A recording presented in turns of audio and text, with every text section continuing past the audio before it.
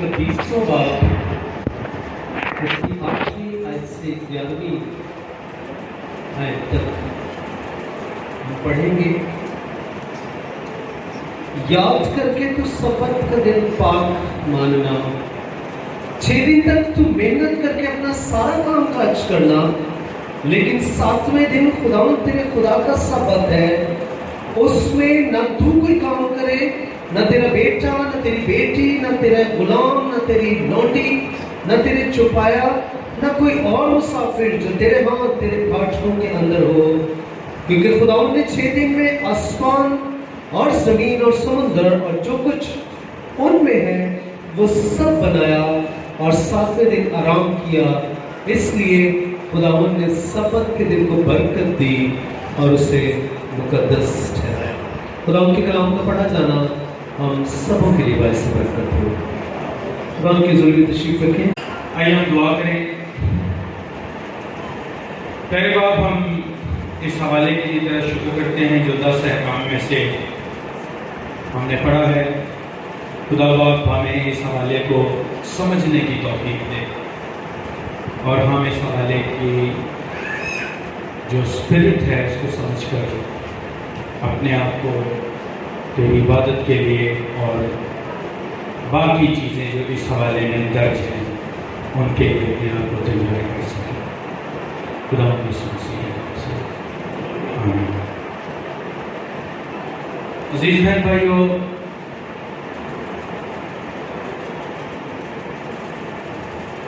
خدا کے احکام جو ہمیں کوہ سینا پر دیے گئے تھے، ان احکام کا ہماری زندگی میں ایک گہرا ترین اثر ہے، اور ہم ان احکامات سے اپنا دامن بچا نہیں سکتے۔ یہ ساؤنڈ میں مجھے لگتا ہے کہ شارپنیس بڑی زیادہ ہے، تو اس کی شارپنیس کو تھوڑا کم کریں۔ مجھے اپنی آواز میرے کانوں میں گھس گئی ہے، تو آپ کو بھی یقیناً ایسے ہی آپ کی فیل ہوگی۔ آواز جو ہے تھوڑی نرم کریں تاکہ جی تھوڑا بیس نرم بنانے کی ضرورت ہے۔ مجھے ساؤنڈ کے بارے میں اتنی معلومات نہیں ہے، لیکن ایسا لگتا ہے کہ اگر تھوڑی بیس بڑھ رہی ہے تو یہ بہتر ہے۔ اور جو یہ حکم ہے یہ خدا نے آپ بزرگ موسیٰ کو دیے تھے۔ بزرگ موسیٰ کو پہاڑ پر بلایا گیا اور 40 دن خدا کی حضوری میں بزرگ موسیٰ کھڑا رہا، سجدے میں رہا، اور 40 دن میں 10 احکام خدا نے ہمیں دیے، اور ان 10 احکام میں ایک یہ حکم بھی ہے، غالباً یہ چوتھا حکم ہے کہ تو سبت کے دن کو پاک مان۔ سبت جو ہے وہ ویسے ہفتے کا دن ہوتا ہے، سیٹرڈے، لیکن خدا یسوع مسیح کے جی اٹھنے کے بعد چرچ نے سنڈے کو عبادت کا دن بنا دیا، لیکن پوری ورلڈ میں، پوری دنیا میں سبت جو ہے وہ سیٹرڈے بھی کہا جاتا ہے۔ سنڈے جو ہے یہ ہفتے کا پہلا دن ہے۔ اگر کوئی آپ سے پوچھے کہ روشنی کی تخلیق کس دن ہوئی تھی تو جواب کیا ہے؟ سنڈے۔ سب سے پہلے خدا نے کیا بنایا تھا؟ روشنی۔ اور کس دن بنائی؟ سنڈے کو، کیونکہ سنڈے ہفتے کا پہلا اور سبت ہفتے کا آخری دن،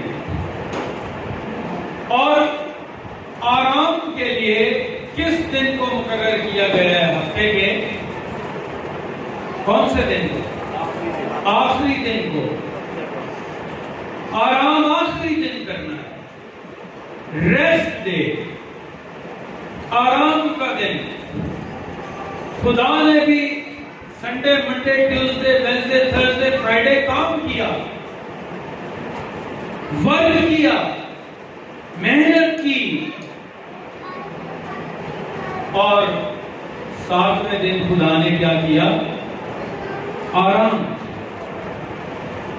और अगर खुदा का काम 7-6 दिन में मुकम्मल ना होता, फर्ज करें, वैसे तो ये मुमकिन नहीं है, लेकिन मैं भी एक मफरूजे के तौर पर आपके सामने इस बात को रख रहा हूं कि अगर 6 दिन में खुदा अपना काम काज ना कर पाता तो फिर क्या होना? फिर खुदा को 7वें दिन भी काम करना पड़ता था। फिर खुदा ने 7वें दिन भी काम करना था। सो खुदा ने 6 दिन में अपना सारा काम कंप्लीट कर दिया। जरा पैदाइश दूसरा बाब उसकी पहली आयत कोई जोर से पढ़े जल्दी से। पैदाइश 2:1।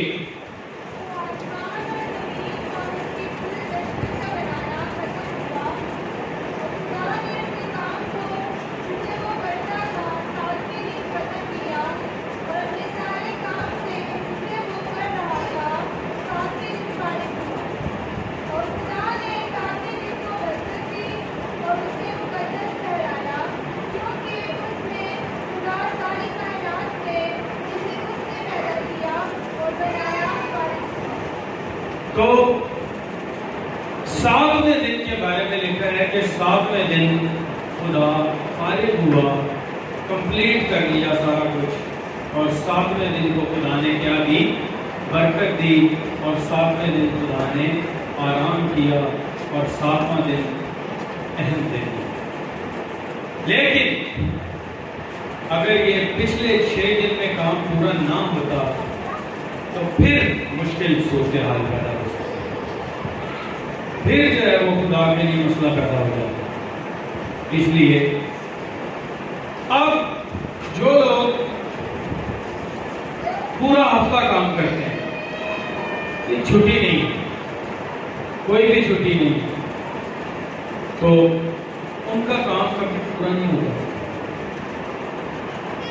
जो लोग इतवार को भी अपने जॉब पे जाते हैं, वो लोग ओवर टाइम भी करते हैं, लेकिन उनसे काम पूरा फिर भी नहीं हो सकता, कुछ ना कुछ रह जाता है। तो खुदा ने हमें एक जिंदगी में सलीका दिया है कि संडे से फ्राइडे तक अपने सारे कामों को करना है, जो इस हफ्ते के जो शेड्यूल में हैं, वो सारे काम हमने नवेड़ने हैं, ताकि हम 7वें दिन रेस्ट कर सकें, आराम कर सकें, इबादत कर सकें, खुदा को याद कर सकें। तो इम्पोर्टेंट चीज जो है वो ये है कि अपना यानी हुक्म क्या है कि तू 6 दिन में अपना सारा काम काज। तो सारा का मतलब ये है कि जो काम मुकर्रर किए गए हैं, जो प्लान्ड काम है, जो मंसूबा है इस हफ्ते का, वो सारा काम हमने क्या करना है? पूरा कंप्लीट करना। और इन 6 दिनों के ऊपर चर्च में कम बात होती है, और आज मैं आपको बताना चाहूंगा कि वो काम क्या है जो हमने करना है, जो काम हम कर सकते हैं। ये वो काम है जिससे हमें और हमारी फैमिलीज को रोजगार फराहम होगा। ये वो काम है जिससे हमारे घरानों को रोटी मिलेगी। ये वो काम है जिससे हमारी माली हालत بہتر ہوتی چلی جائے. یہ وہ کام ہے جو ہماری اکانومی کو بہتر کرے. یہ وہ تو بائبل میں تقریباً 6 کاموں کا تذکرہ ہے جو ہم ان 6 کاموں میں دنوں میں کر سکتے ہیں. کام ہم نے جو کرتے ہیں وہ ایک ہی کرنا ہے، لیکن 6 طرح کے کام ہیں. یعنی کوئی یہ کام کر سکتا ہے، کوئی پہلا، کوئی دوسرا، کوئی تیسرا، کوئی چوتھا کام کر سکتا ہے. تو پہلا کام جو ہے جو ہم کر سکتے ہیں اور جس سے ہمارے گھرانوں کو برکت حاصل ہو سکتی ہے وہ ہے نسل کا کام. اور نسل کے کام کا کیا مطلب ہے؟ آدم کا بیٹا حابل کیا کام کرتا تھا؟ کیا لکھا ہے بائبل میں؟ ہاں، پیدائش 4 باب میں کیا لکھا ہے؟ نکالیں ذرا، اور حوالہ سب لوگ نکالا کریں جتنوں کے پاس بائبل ہے. سب پیدائش 4 باب اس کی دوسری آیت پڑھیں ذرا. دوسری آیت میں کیا لکھا ہے؟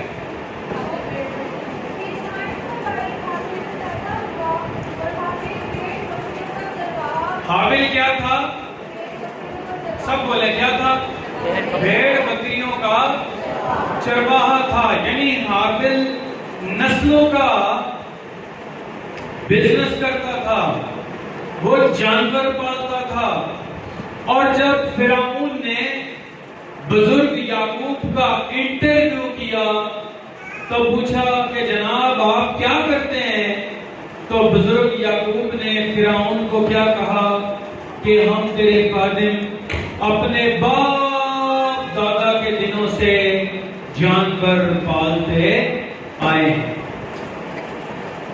اور جانور پالنے کا جو بزنس ہے یہ بہت زیادہ ہوا کرتا تھا پہلے، لیکن آہستہ آہستہ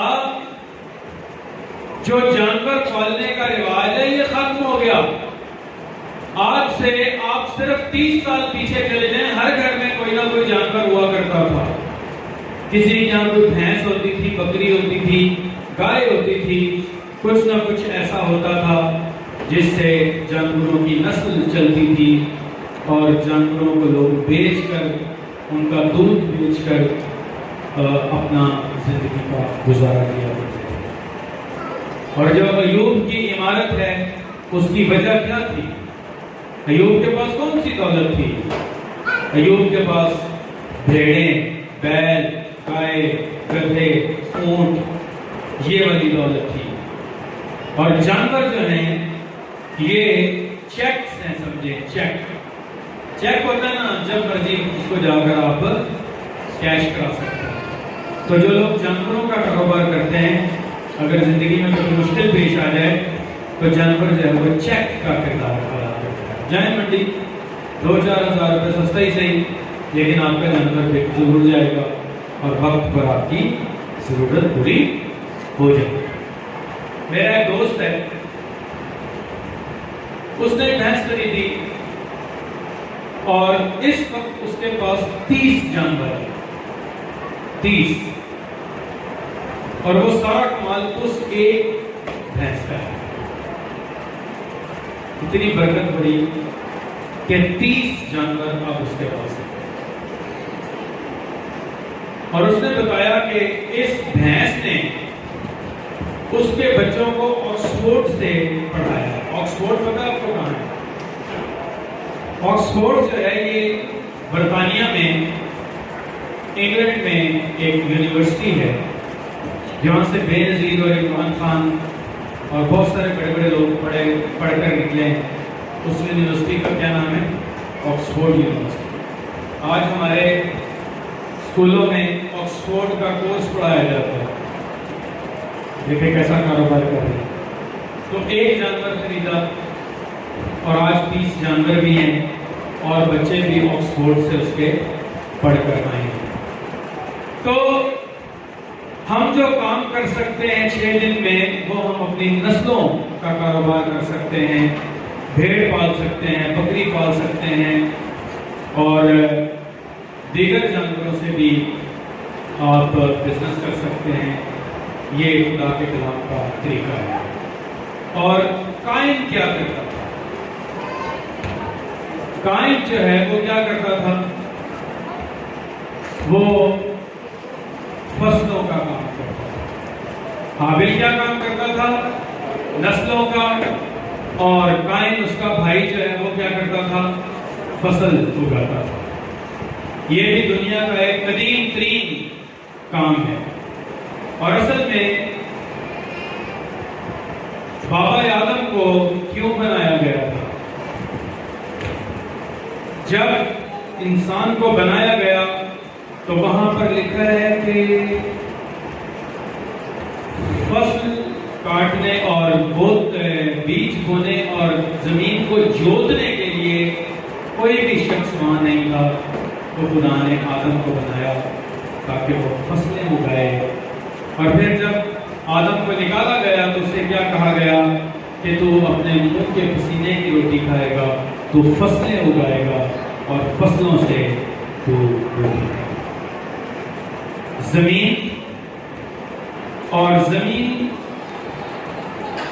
میں فصلیں اگانا اور فصلوں سے نہ صرف ہمارے گھر کی ضرورت پوری ہوتی ہے بلکہ اگر بچ جائے تو ہم ایکسپورٹ کر کے بھی اس سے اپنا کام چلا سکتے ہیں. اور زیادہ لمبی چوڑی بات نہیں ہے, صرف آپ 30-35 سال پیچھے چلے جائیں, پاکستان ایک خوشحال ملک تھا. وجہ یہ ہے کہ اپنی فصل تھی.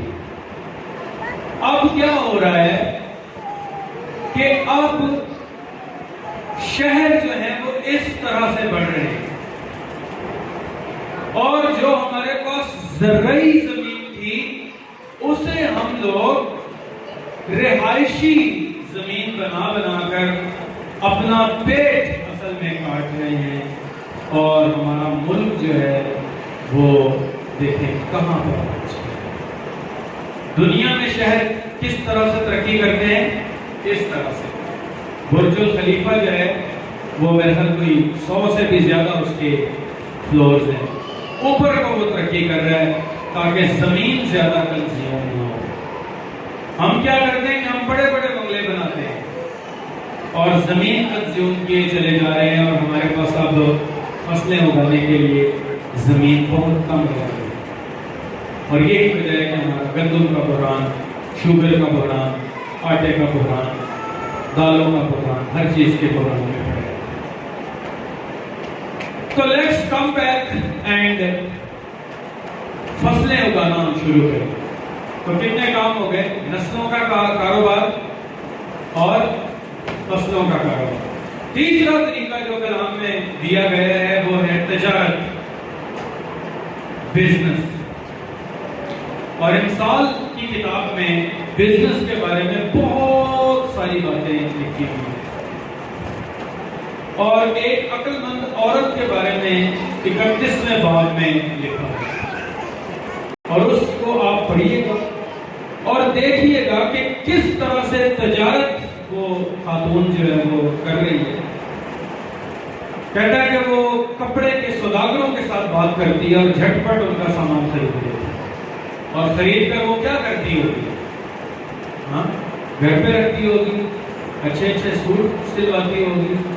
ہاں یہ بھی, لیکن اس کے ساتھ ساتھ وہ کیا کرتی ہوگی کہ وہ اپنے آس پڑوس میں بیچتی ہوگی.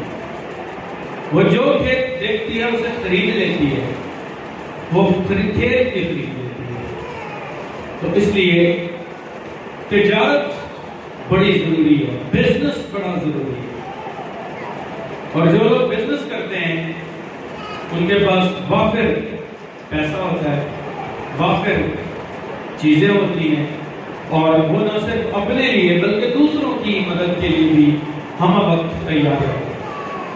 سینٹ پال جو ہے وہ بھی بزنس کرتے تھے. وہ ٹیلر تھے اور خیمہ دوزی کرتے تھے اور تمبو بنا کر وہ بیچتے تھے, اور اس سے نہ صرف اپنا گزارا کرتے تھے بلکہ غریب کلیسیاؤں کو بھی وہ مدد دیتے تھے. تجارت کا طریقہ. سلیمان بادشاہ کے زمانے میں سونا جو ہے وہ ملک میں وافر ہو گیا تھا، وجہ تجارت، لکڑی وافر ہو گئی تھی، وجہ تجارت، اور ایکسپورٹ امپورٹ کا کاروبار اسی وقت سے ہو رہا ہے۔ جو ہیکل بنائی گئی تھی، اگر آپ سلاطین اور تواریخ کی کتاب کے اندر پڑھیں تو ہیکل کے لیے لکڑی لبنان سے امپورٹ کروائی گئی تھی اور سمندر کے راستے لکڑی آتی تھی۔ تو امپورٹ ایکسپورٹ کا بزنس کر سکتے ہیں، کوئی دکان کر سکتے ہیں، کوئی کاروبار کر سکتے ہیں۔ اور ایک بہت غریب عورت تھی، کسی انبیاء زادے کی بیوی تھی، وہ الیشا کے پاس آئی، کہنے لگی صاحب قرضہ لیا ہوئے آئے، تو وہ پٹھان ہمیں بہت آ کر پریشان کر رہا ہے۔ تو الیشا نے کیا کیا تھا، کیا مشورہ دیا تھا اسے؟ کہا کہ اپنے گھر میں جتنے بھی تیرے برتن ہیں نا، وہ سارے کیا کر لے، اکٹھے کر لے، اور جب وہ برتن سارے تیل سے بھر گئے تو پھر کیا کیا؟ کہا کہ آس پڑوس سے بھی برتن مانگ لا، آس پڑوس سے بھی وہ برتن لے آئی۔ اور اس کے بعد کیا ہوا؟ جب ان میں بھی تیل بھر گئے اور برتن ختم ہو گئے تو الیشا نے کہا کہ اب اس تیل کو کیا کر دوں، بیچ، تجارت کر، تیرا قرض بھی اتر جائے گا، بزنس کر، تو قرض لینے والی نہیں رہے گی بلکہ قرض دینے والی بن جائے گی۔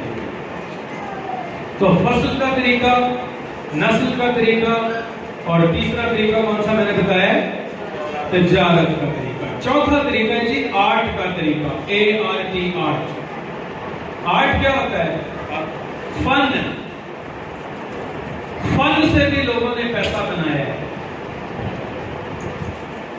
فن سے بھی خدا لوگوں کو سرفرازی بخشتا ہے۔ لاوی کیا کرتے تھے؟ لاوی جو ہے وہ خدا کے حضور گاتے بجاتے اور اپنے فن کا مظاہرہ کرتے تھے اور لاکھوں روپے کو کما رہے تھے۔ اسی طرح جب خیمہ اجتماع بن رہا ہے تو خیمہ اجتماع کی تعمیر کے لیے فنکاروں نے بڑا کام کیا، جو کڑھائیاں جانتے تھے، جو آرکیٹیکٹ تھے، بزلیل اور اہلیاب، اس میں لکھا ہے کہ وہ روح اللہ سے معمور تھے اور وہ خدا کی مدد سے بہت کلاس کے فنکار تھے اور بڑے مستری تھے اور آرکیٹیکٹ تھے۔ لکڑی کا کام اور سلائی کڑھائی کا کام وہ ایسا خوبصورت جانتے تھے کہ جو نقش و نگار خیمہ اجتماع کے پردوں پر بنے، انار اور انار کے پھول بنائے گئے، بیلیں بنائی گئی، کروبی بنائے گئے، فرشتے بنائے گئے، یہ سب کچھ ان کے آرٹ کا شاخسانہ تھا، اور خدا نے آرٹ کو بھی پیسہ کمانے کا ایک ذریعہ اور وسیلہ بنا رکھا ہے۔ ابھی چند ہفتے نہیں ہوئے کہ ہمارے پاس ایک خان صاحب آئے ہوئے تھے یہاں کیٹھور میں، اور ہم نے ٹھیک ٹھاک ان کی خدمت کی۔ وجہ آرٹ۔ وجہ کیا ہے؟ آرٹ۔ ان کے پاس ایک فن ہے، جس فن میں انہوں نے مہارت حاصل کی اور یسوع مسیح کے نام کو ہمارے ساتھ مل کر بلند کیا، عزت اور جلال دیا، اور ہم نے خوب ان کی خدمت کی، ان کو پیسے بھی دیے، ان کو چھوڑ کر بھی آئے، لے کر بھی آئے، اور ان کی اچھی آہو بھگت بھی کی، اور اپنے آرٹ کی وجہ سے انہوں نے ہم سے بہت سارے روزگار کمائے۔ اور میں ہمارے جو یہ بچے ہیں جو میوزک کرتے ہیں، میں ان سے کہتا ہوں کہ بھائی میں ہر ہفتے آتا ہوں تو آپ وقت نکالیں، میں زبردستی تو نہیں کسی کو سکھا سکتا، لیکن اگر آپ سیکھنا چاہیں تو میں حاضر ہوں۔ اپنا آرٹ کریں، اور آرٹ سے نہ صرف آپ خدا کے نام کو جلال دے سکتے ہیں بلکہ آرٹ سے آپ پیسہ بھی کما سکتے ہیں۔ سب سے زیادہ جب آرٹسٹ کما رہے ہیں پاکستان، کھلاڑی کما رہے ہیں، کھیل بھی تو ایک آرٹ ہی ہے نا، تو آپ اپنے آپ کو اس مہارت تک لے جائیں کہ آپ قوموں کی ضرورت بن جائے، آپ جیسا کوئی بھی نہ ہو، اور پھر ہر جگہ سے آپ پیسہ بھی بنا سکتے ہیں اور آپ عزت بھی کما سکتے ہیں، شہرت بھی کما سکتے ہیں، اور نہ صرف اپنے لیے بلکہ اپنے خدا کے لیے بھی آپ عزت اور شہرت کما سکتے ہیں۔ تو پہلا طریقہ کیا ہے؟ نسلوں کا طریقہ، ساتھ ساتھ ریپیٹ کرتے ہیں۔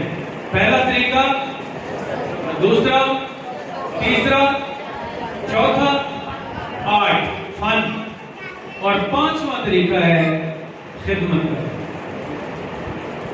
جب خدا نے یعقوب کے 12 لڑکے بخشے یعقوب کو، اور یعقوب نے جب ہر ایک کو برکت اور جائیداد دی، تو لاوی کو خدا نے کیا دی؟ لکھا ہے کہ لاوی تیری میراث۔ خدا نے کیا کہا؟ میں۔ لاوی کی میراث کون ہے؟ خدا ہے۔ اور یعقوب نے اپنے 11 لڑکوں کو ہدایت دی کہ لاوی کو خدا نے کچھ نہیں دیا، لہذا باقی کے جو 11 قبائل ہیں وہ لاوی کو دیں گے، تاکہ لاوی جو ہے وہ خدا اور کلیسیا کی خدمت میں۔ ایک وقت ایسا آیا کہ لاوی اپنے اپنے کھیتوں میں چلے گئے، بیل جوت لیے، فصلیں کاٹنے لگے، اور خدا بنی اسرائیل قوم سے سخت ناراض ہو۔ عزیز بہن بھائیوں، یہ خدا نے طریقہ مقرر کیا لاویوں کے لیے۔ یہ لاویوں نے، خادموں نے اپنے لیے خود یہ طریقہ نہیں چنا، بلکہ یہ خدا نے بنایا ہے کہ جو لوگ خدا کے کھیت میں خدمت کرتے ہیں وہ خدا کے کھیت سے کھائیں۔ دائیں میں چلتے ہوئے بیل کا منہ مت بندو، یعنی جو بیل کھیت میں کام کر رہا ہے، فصلیں اگا رہا ہے، کام کر رہا ہے، اس کا منہ نہ باندھو، بلکہ اس کو واہ کر دو تاکہ وہ کھیت میں کام کے لیے نہ چلے۔ اور میں سمجھتا ہوں، مائنڈ نہیں کیجیے گا، سخت بات کہنے لگا ہوں، جن کلیسیاؤں کے پادری جابس کرتے ہیں ان کلیسیاؤں کو اپنے گریبان میں جھانکنے کی ضرورت ہے، دیکھنے کی اس کی ضرورت ہے کہ ہمارا پادری، ہمارا رہنما، ہمارا روحانی باپ کس حال میں ہے، کس حال میں ہے۔ اور لکھا ہے کہ تم اپنے پیشواؤں کو اپنی اچھی چیزوں میں کیا کرو؟ شامل کرو۔ پیشواؤں کو جو آپ کے آگے چلتے ہیں، جو رہنمائی کرتے ہیں، جو آپ کے لیے ہاتھ اٹھاتے ہیں، جو آپ کے لیے گھٹنوں پہ بل کرتے ہیں، جو آپ کے لیے آنسو بہاتے ہیں۔ تو خدمت میں بھی اگر کوئی آنا چاہے، لیکن خدمت کے ساتھ چند ایک فلاز ہیں، تو وہ فلاز بھی ہماری وجہ سے ہیں، کیونکہ ہم نے لوگوں کو دینا نہیں سکھایا، اور جب ہم نے لوگوں کو دینا نہیں سکھایا تو پھر وہ فلاز بھی ہوں گے۔ اور میں یہ سمجھتا ہوں کہ ہر مہینے 2 مہینے بعد گیونگ کے اوپر سرمن ہونا چاہیے۔ کلیسیا دینا سیکھے، کلیسیا دینا سیکھے گی تو پھر ایک کلیسیا لینا بھی سیکھے گی۔ خدا خوشی سے کیا کرتا ہے؟ دینے والوں کو عزیز رکھتا ہے، اور یسوع مسیح نے کہا ہے دیا کرو تاکہ تمہیں بھی دیا جائے۔ تو اس لیے کاہن جو ہے، اسرائیلی کاہن، وہ بڑے خوشحال ہوتے تھے، امیر ترین ہوتے تھے، کئی دفعہ کلیسیا سے زیادہ امیر ہوتے تھے، اور آج بھی ایسے ہی ہونا چاہیے، ٹھیک ہے۔ اور چھٹا طریقہ جو ہے وہ سب سے کمزور، گھٹیا اور خدا کا ناپسندیدہ طریقہ ہے، اور وہ ہے غلامی کا طریقہ۔ چھٹا طریقہ کون سا ہے؟ غلامی۔ پہلا، دوسرا، تیسرا، چوتھا خدمت، چوتھا فن اور پانچواں خدمت، اور چھٹا غلامی جس کے پیچھے ہم بھاگتے ہیں۔ سی وی پتہ نہیں ہم کوئی 75 جگہوں پر دیا، اور سی وی میں ایسے ایسے جھوٹ لکھے ہوتے ہیں جو ہمیں خود بھی نہیں پتا ہوتا، اور اس کے بعد ہم 15-20 ہزار کی نوکری کرتے ہیں، نہ ہمارے بچے پلتے ہیں، نہ ہماری ضروریات پوری ہوتی ہیں، اکثر ہمیں قرضوں کا گزارا کرنا پڑتا ہے، اور قرضہ لینے کے لیے پھر قرضہ لینا پڑتا ہے، اس قرضے کو ادا کرنے کے لیے پھر قرضہ لینا پڑتا ہے، اور اس طرح ہم قرضے کے جال میں پھنستے چلے جاتے ہیں، اور ایک وقت ایسا آ جاتا ہے کہ جو تھوڑی بہت جائیداد ہمارے پاس ہوتی ہے اس سے بھی ہمیں ہاتھ دھونا پڑتے ہیں۔ بچے تعلیم نہیں حاصل کر پاتے، بچے آگے بڑھ نہیں پاتے، اور پھر بچے بھی نوکریوں کے چکر میں رہتے ہیں، فادر سب کوٹے دلوا دے جو بچے، اور ہماری قوم جو ہے وہ پیچھے چلی جائے۔ تو 6 دن کا مطلب یہ ہے کہ ہم اپنا، اور اپنے کا مطلب بزنس، پرسنل۔ اگر ہم جاب کرتے ہیں تو وہ ہم اپنا کام نہیں کر رہے، وہ ہم کسی کا کام کر رہے ہیں، ہم کرائے کے مزدور ہیں۔ اور دوسرے اپنا کا دوسرا پہلو جو ہے وہ بھی ہے کہ اگر ہم کہیں جاب بھی کر رہے ہیں تو جو کام ہمارے مالک نے ہمیں سونپا ہے ہم وہ اچھی طرح سے کریں۔ یعنی دونوں پہلو ہیں۔ پہلی بات تو یہ ہے کہ اپنے کام کا مطلب ہے اپنا بزنس، اور دوسری بات یہ ہے کہ جو بھی اگر ہم کہیں جاب کرتے ہیں تو جاب میں بھی اگر ہمیں کوئی کام سونپا گیا ہے تو وہ بھی ہمارا اپنا کام ہے، کیونکہ اس کام کے لیے ہمیں پے کیا جاتا ہے، سیلری ملتی ہے۔ یہ نہ سمجھے کہ اے میرا کیا کام ہے، جاؤ میں نہیں کرتا، تو کیونکہ آپ نے اپنا بزنس نہیں کیا تو اپنی نوکری ایمانداری سے کریں۔ اگر آپ نے اپنی فصلیں نہیں اگائی، اپنی بھیڑیں نہیں پالی، تو پھر اپنا جاب ایمانداری سے کریں۔ اور سب سے زیادہ بے ایمانی جاب میں ہوتی ہے۔ اکثر لوگ اپنے باس کے خلاف ہوتے ہیں، اور وہ باس کی بیک کے اوپر گالیاں پڑ رہی ہوتی ہے باس کو، اور باس کو پتا ہوتا ہے کہ مجھے گالیاں پڑ رہی ہیں۔ تو اس لیے میرے عزیز بھائیوں، ہم کوشش کریں کہ ہم اپنا کام کریں اور اپنے آپ کو ٹرینڈ کریں۔ بات بس آخری چند منٹ، ہماری کمیونٹی میں تھوڑا لمحہ ہے کہ ہم کام تو کرتے ہیں، اور اگر ہمیں کہیں سے آسرا ہو جائے کہ بھئی کاروبار کے لیے پیسہ مل رہا ہے تو ہم خوشی کہتے ہیں کہ بس ہم دکان پر آئیں، اور جب دکان ہم ڈال لیتے ہیں تو پھر ہمیں تھکاوٹیں نہیں معلوم ہوتی، پھر ریسٹ چاہیے ہوتا ہے، پھر ہمارے ذہن میں یہ بات ہوتی ہے تو اپنی دکان ہے جب مرضی کھولیے، جب مرضی نہ کھولیے۔ یہی بات ہے، اپنا کاروبار ہے بھائی، سانوں کوئی ٹینشن نہیں، اسی پاویں کریے تو پاویں نہ کریے، لیکن بائبل کیا کہتی ہے؟ تو 6 دن میں اپنا سارا کام، کمپلیٹ کام، جو اس ہفتے کا پلان ہے وہ سارا۔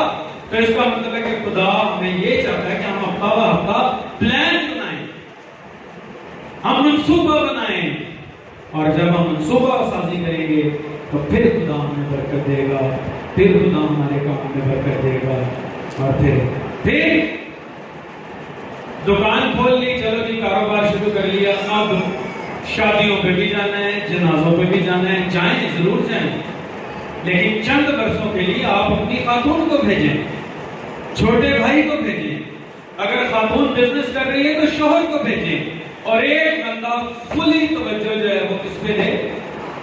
کام کاج پہ دے، کاروبار پہ دے، اور اپنے اندر سے سستی اور کاہلی ابھی بھائی سیمویل کہہ رہے تھے کہ ہمیں اپنے آپ کو سطح پر لانا پڑتا ہے، تو وہ سطح یہ ہے کہ ہم اپنے اندر سے اپنے آپ کو جھنجھوڑیں اور سستی کو دور کریں اور اپنا چھوٹا سا کام سٹارٹ کریں، اور پھر اس کے بعد دیکھیں خدا کی کیسی برکت پڑتی ہے۔ کل میں نے ایک بات بتائی تھی گرامین بینک کے بارے میں۔ آپ نے کسی نے سرچ کیا گرامین بینک؟ بنگلہ دیش میں ایک بینک ہے گرامین بینک، وہ کیسے بنا تھا؟ یونس احمد تھا، تو اس نے ایک عورت سے کہا کہ تم جو مانگتی پھرتی ہو، میں تمہیں 100 روپے دیتا ہوں، تم چھابڑی لگاؤ اور مجھے تم روز اس کا منافع دو۔ تو ایک عورت کو اس نے چھابڑی لی، دوسری کو دی، تیسری کو دی، چوتھی کو دی، وہ ہزاروں کی تعداد میں ہو گئی، اور یہاں سے پھر اس نے مائکرو فائنینسنگ میں اور آج بنگلہ دیش کی کروڑوں عورتیں اپنا بزنس کر رہی ہیں، اور ہماری لاکھوں عورتیں آٹا اسکیم کے 2000 روپے لینے کے لیے لائنوں میں لگے ہیں۔ اس لیے سوچیں کہ ہم نے ماضی میں صحیح فیصلے نہیں کیے، ہمیں کام کرنا چاہیے تھا، ہمیں کاروبار کرنا چاہیے تھا، ہمیں نسلیں، فصلیں، تجارت، آرٹ اور خدمت میں آگے بڑھنا چاہیے تھا، لیکن افسوس ہوا کہ ہم جو ہے وہ غلامی میں آگے بڑھے۔ آئیے ہم اپنے سروں کو خدا کی حضور میں جھکائیں اور غور کریں اور دیکھیں کہ خدا کیا چاہتا ہے اور ہم کیا کر رہے ہیں۔ خدا کی کیا خواہش ہے اور ہماری کیا خواہش ہے۔ خدا ہمارا بھلا سوچتا ہے اور ہم اپنا برا کر رہے ہیں۔ خدا چاہتا ہے کہ ہم ترقی کریں، برکت پائیں، اور ہم تنزلی اور بے برکتی کی طرف بڑھ رہے ہیں۔ خدا چاہتا ہے کہ ہم انکریج دوں اور اپنا بزنس کریں، اور ہم نوکریوں اور غلامیوں کے پیچھے پڑے ہوئے ہیں۔ آئیے ہم اپنا فیصلہ کریں اور اپنا بزنس سوچیں، اپنی کیپیسٹی کے مطابق سوچیں۔ اگر آپ آرٹ میں ترقی کر سکتے ہیں تو آرٹ میں لگ جائیں، اگر کوئی بزنس کا آپ کا تجربہ ہے تو آپ اس بزنس میں لگ جائیں اور اسے بڑھاتے چلے جائیں، امپورٹ ایکسپورٹ پہ چلے جائیں، اس بزنس کی حدود کو بڑھاتے چلے جائیں، اور دیکھیں پھر خدا پاکستان کے مسیحوں کو کتنی جلدی اوپر لے کر جاتا ہے، اور یہاں آپ کی ایک فرق ہوگی، آپ سے حکومت مشورے دیا کرے گی، آپ سے کی رائے کو لوگ قبولیت دیں گے، اور آپ جو ہے وہ بڑے برگزیدہ سمجھے جائیں گے۔ یہ ہمارے لیے لمحہ فکریہ ہے اور سوچنے کی ہے۔ اسی فکر کے ساتھ، سوچ اور دھیان بیان کے ساتھ میں یہ کہوں کہ خدا ہم سب کو اس کلام کی وسیلہ سے برکت دے اور ہمیں توفیق دے کہ ہم سبق سے پہلے اپنا سارا کام کریں، اپنی نسلیں، فصلیں پیدا کریں، اپنی تجارت پیدا کریں، اپنا فن پیدا کریں، اور اپنے آپ کو خدا کے حضور خدمت کے لیے پیش کریں۔ خدا ہم سب کو برکت دے۔